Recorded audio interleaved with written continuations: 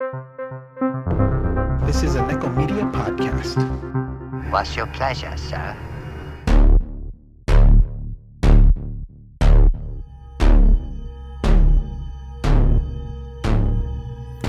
Welcome, cinephiles and Cenobites.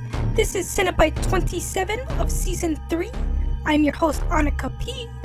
Today, the boys Mox and Ono review the latest Stephen King adaptation, Pet Sematary. The film is directed by Kevin Kölsch and Dennis Widmyer. Writers include Stephen King, Matt Greenberg, and Jeff Buhler. The film stars Jason Clarke, Amy Seimetz, John Lithgow, Jete Laurence, and Hugo and Lucas Lavoie. Listen to what Mox and Ono have to say about the new revisioned horror thriller, Pet Sematary.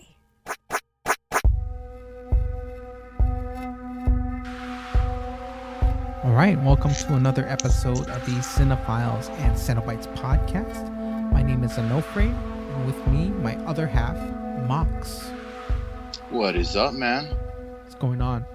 So, today we're going to be reviewing the latest Stephen King adaptation, horror flick, adventure comedy. No. Family drama. Oh yeah, it's definitely a drama. Family drama, for sure. Right. Pet Sematary. With an S. With an S. And, yeah. And I feel like, see, this is not a remake of the first Pet Sematary movie. It is their own vision of the novel, which I have to point out I did not read. Maybe I might give it a try someday, but no, I did not read that. But there's definitely a twist, and we're going to reveal those twists and flips in this review.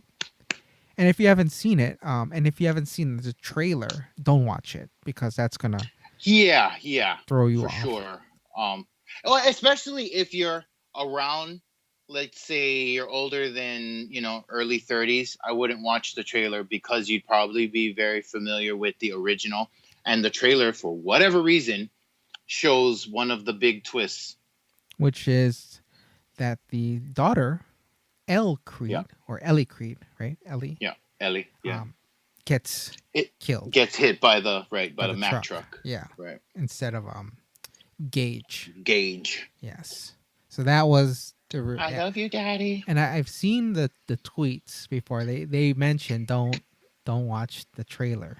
That's gonna, and I think, yeah, that's definitely one of the more surprising elements of the film, or the big reveal if you go in blind, Right. And so each time there's a trailer for it in the theater, I had to close my eyes, cover my ears, to avoid any spoilers.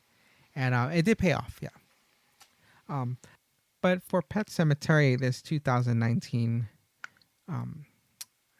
reimagining, I think beat for beat, if you're a fan of the original film, it's pretty much runs parallel to the original, and with the exception of the new twist and the new ending. Yeah.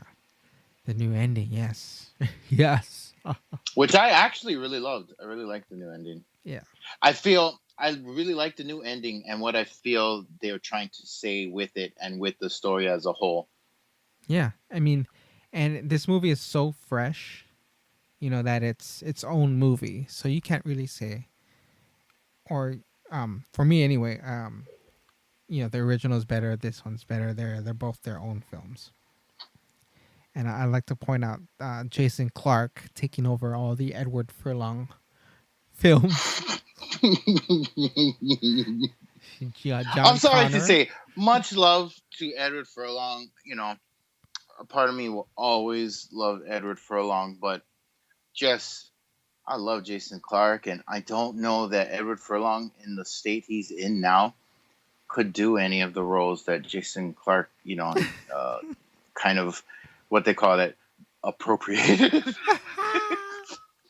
Not that they let him do anything good with it, especially in Genesis. All right. Which they also messed up on the trailer too. In the trailer, yeah. So it's like, why the fuck? Yeah. Whatever though. How'd you like Fuck. John Lithgow in this one as Judd? I liked him. Yeah. I liked him. I just think I like John Lithgow. Yeah. I still felt like though I was watching John Lithgow as opposed to having him be or represent a character. So in that respect, I'm sorry that the old dude who played him the original time around will always be that neighbor dude for me. Sure. The two youths. The two what? Counselor. Fred Gwynn. Right. So I remember in the original we had the ghost that followed the family around. Right.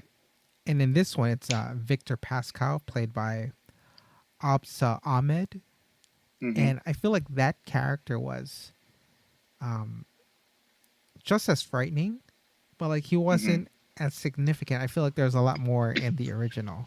Like this one was just flashes, you know. Right. What was it? The soil is poisoned, or oh yeah. And like the soil is spoiled, or soil is rotten, or sour. And his introduction, like he got hit and dragged, like those trucks, man. Like it's crazy to think. I don't know when this movie's, or I'm guessing it's modern day because they had smartphones, because the truck driver had a flip phone for some reason. But like in a he town got that like burner that, phone. Yeah, he's running guns for biker gangs. Like they're speeding in like as fuck in like a residential as fuck town, and people are getting killed often enough that it happens twice in one fucking movie. Oh, it could happen a third time when he was at that red light. But damn, man. Like, yeah, it's so dangerous. You know, Department of Transportation need to go, you know. Somebody need to crack down, or like, you know, heftier fines on that. Why do you build the town with that fucking, I guess, highway running right through the smack middle of it? What'd you think of the actress who played Ellie? I loved her. Remember, I think I told you during the middle of the movie, like I was like, oh, that's that new Dakota Fanning right there. Jete Laurence. Jete Laurence? I think she's got a big career ahead of her. In fact, I feel like she was the standout performance, even above Jason Clarke. Right.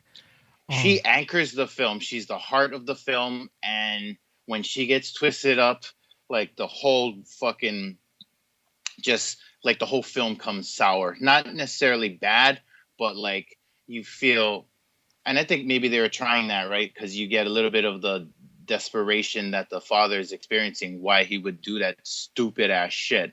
Yeah. Because she's what you care about above everyone else in this entire movie.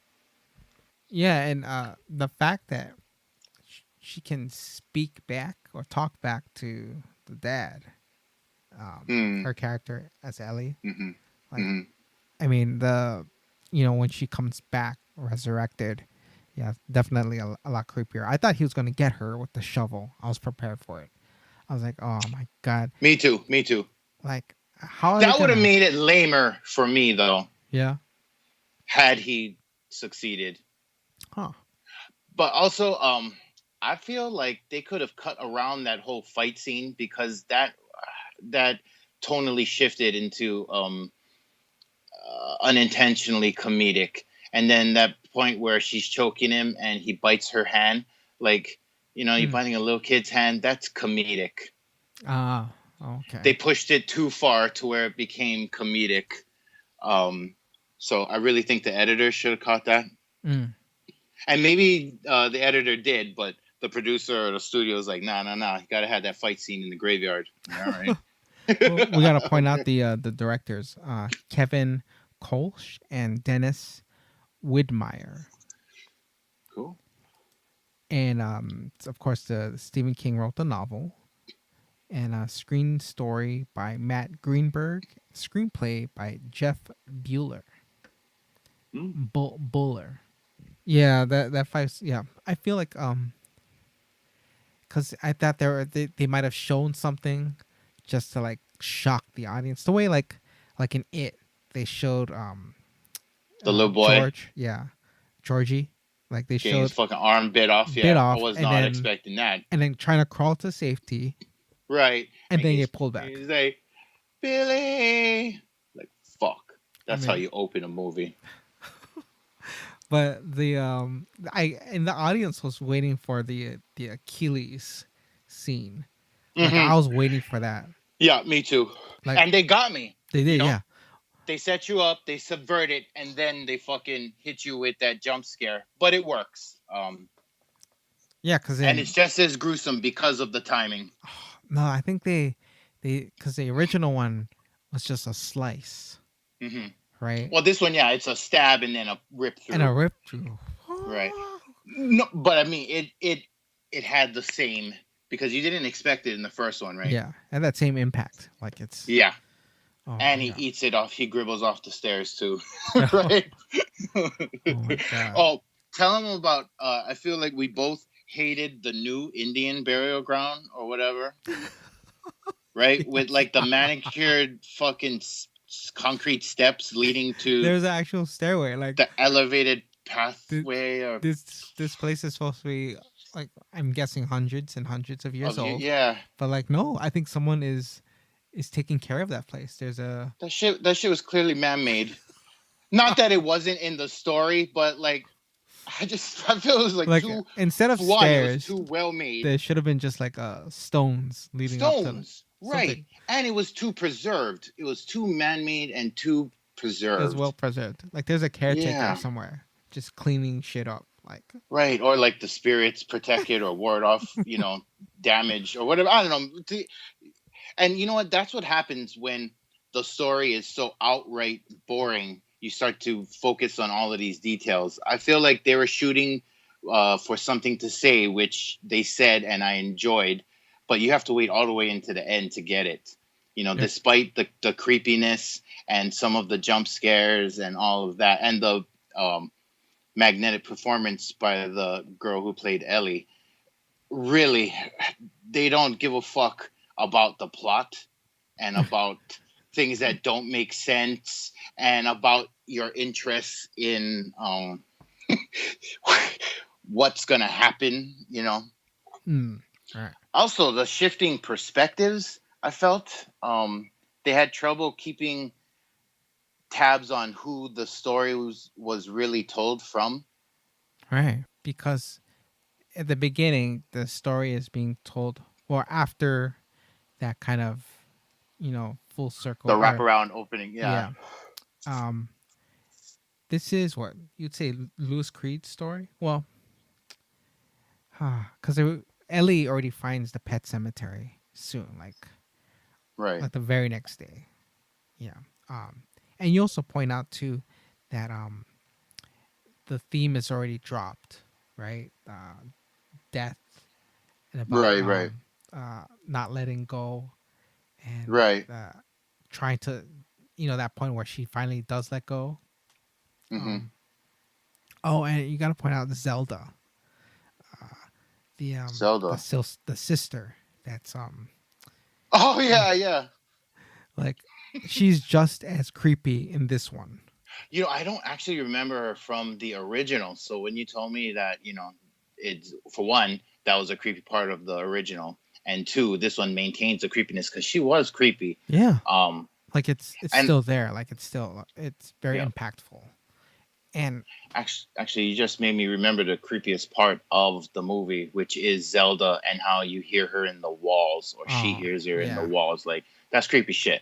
Yeah. Every fucking house ever creaks in the wind or whatever, right? Yeah. But if you also be like, that's also my dead sister, that's that next level of fuck.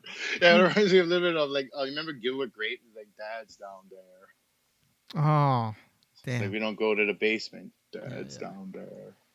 So, so you think like they set it up for? I feel like it's coming from her point of view, right? And then the biggest chunk in the middle, and the end even, is from Dude's point of view. Louis Creed? Yeah. Okay. Jason Clarke, yeah, if that was his. Sure. Dr. Creed. Okay.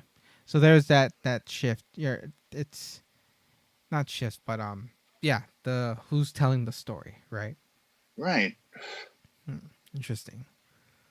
Because, I mean, other than her state of mind, the backstory of Zelda has nothing to do with her decisions or her choices, directly.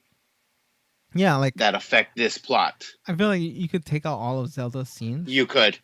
And the film would be less creepier, but it wouldn't affect I think the narrative. It's only there just to freak you out. Yeah. And then I think you also pointed too, though, but that's just that's baggage for her character, right? Which is important, maybe in the novel and all of that. But yeah, right. We're saying if you're going to streamline and try to give a focused narrative. Yeah. And when I say character, it's Rachel, played by Amy Seimetz. That's Jason Clarke's character wife. Yeah. But yeah, like she gets all the, I'll say, emotional, how just growing up with what she had to do with for her sister and that traumatizing event, that shit is traumatizing. And also her parents can go to hell. All that guilt that leaving never went away. Alone a little girl in a house with a dying another girl, and she got to take her food to the room and shit. And they got a dumbwaiter in the house. Like, fucking one, how big is this house? Two, how old is this house? Yeah. Who the fuck has a dumbwaiter in their house? Every creepy house ever has a dumbwaiter in it. Right. You fill in. It's so dangerous with kids in the house. You fucking close it off and you fill it up with cement or some shit. Like. Yeah, and aside from the Achilles heel being torn out, we got a lot of stabbing in the lower spine, like just in the stomach, multiple stab wounds. Yeah, it's just it's a little too much. Vicious. Yes, yeah, it's vicious. For sure. And it's coming from a little girl, so. Ooh, yeah. That's what I mean. That little girl got talent. I mean, that's just scary. I mean, you want to talk about creepy fucking movie kids? She's up there. And Jason Clarke combing her hair, I was like, what'd you put more water? Why is it tangled? And I'm like, I was like, oh, don't rip off pieces of the scalp. Don't do that. I do not want to see that. I don't want to see that right now. But then, I ain't trying to see a little girl's fucking scalp get pulled off. But I gotta say though, as terrifying as the ending was, just what happens now, kind of and I mean it's very open ended now, but and it could lead to a sequel, hopefully starring Edward Furlong, but that would be good. I'd watch that. Yeah, I would watch that too. He can play the Anthony Edwards part, right? Yes, he could. But the ending for the original one is still, I think, more terrifying and probably more gross. Louis Creed burying his wife, waiting for her to come home, and just making out with, dead wife. Right. And then getting killed. Oh, but I don't know. I probably got to read the novel because it probably didn't leave it open ended, as both films did. I mean, there's got to be an ending. Like, what happened to the Creeds, right? Maybe something more definitive, but yeah, I feel like did they live happily ever after? Did someone, pitchforks and torches, right, burn down the Creed house, take down the beast, yeah. Yeah. Any final words about this movie? Well, I liked what I gathered the theme was, beyond just, about not being able to let go, and that, dead is better, or the end of something is better. I felt like they were trying to say that the vision of the white nuclear American familial unit, what had been pushed as being the norm, is something that a lot of people can't let go of, and maybe need to, because in the end, right, the end is creepy, with them all kind of coming back and heading for the youngest McCreed to turn him and add him to that nuclear undead family. So I liked what, if that's what they were trying to say, I like that. Oh, wow. Interesting. Okay. You know, so the end to the nuclear white family.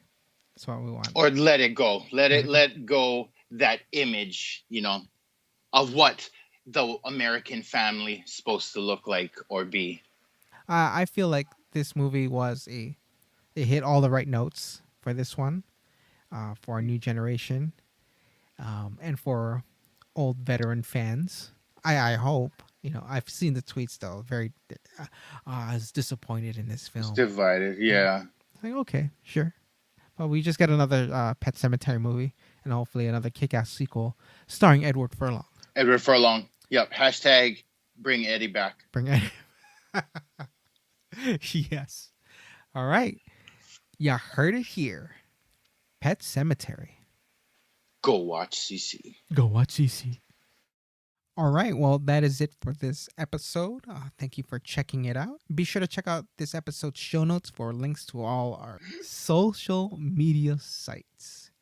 But other than that, be sure to visit our website, nekkomedia.com. That's NEKKO media.com.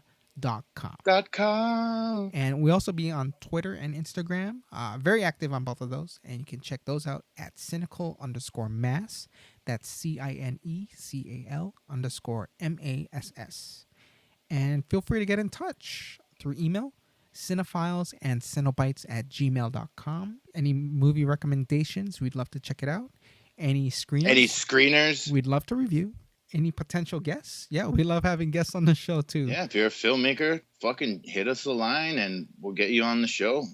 Ask you your top 6 movies and what it's like to be an artist like you. Oh, yes. And any fellow cinephiles and Cenobites, you are welcome. Yes. Any place that they can hit you up, Mox? At villainous_kind, Instagram and fucking Twitter, but don't bother. I rarely check it except when I'm drunk. So okay. I'd either send it to Ono or the show. Yeah, you can check me out on Twitter at This Is Ono. That's This Is OHNO. Same goes for Instagram. Oh no. Yup. All right. Well, thank you again. Take it away, Annika. This has been a Nekko Media podcast broadcasting from the Blood Cave, part of the /tag Potter family. For myself, Annika Pussyfoot, Mox, and Ono, keep the lights on and check under that bed because there's only one universal truth. No lives matter. That means you. Stay rating, Wokeland. We have candy.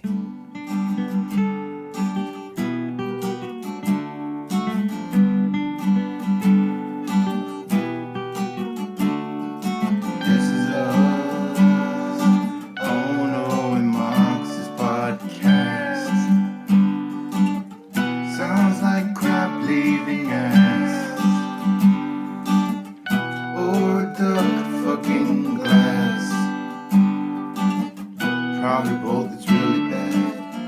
And we do the shit all for you. And we sound like shit while we do.